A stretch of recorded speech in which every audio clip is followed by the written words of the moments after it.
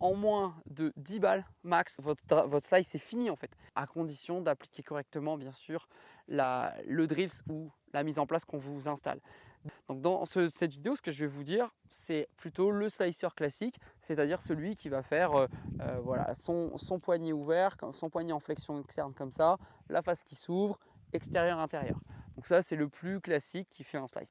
Et donc dans un premier temps, ce que je vous propose, c'est de comprendre que votre face, plus elle arrive orientée à droite, plus vous faites de slice.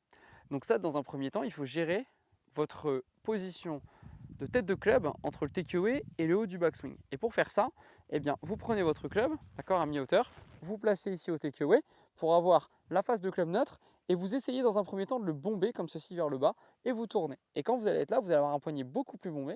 Et il va falloir le faire évoluer dans le bomber ce poignet pour avoir la chance de prendre justement la balle avec une tête de club qui va être beaucoup plus neutre plutôt que, regardez bien, un poignet qui est en flexion externe, d'accord. Et je vais exagérer cette flexion dans ce sens qui va provoquer mon slice et donc ma face très à droite.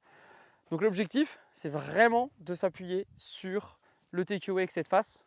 Vous bombez le poignet, tourne, déroule. Et je suis certain qu'en moins de quelques balles, vous allez bannir votre slice. Alors il est possible que si vous ne tournez pas les hanches, vous fassiez du hook. Mais donc là, ça veut dire que ce sera l'étape suivante.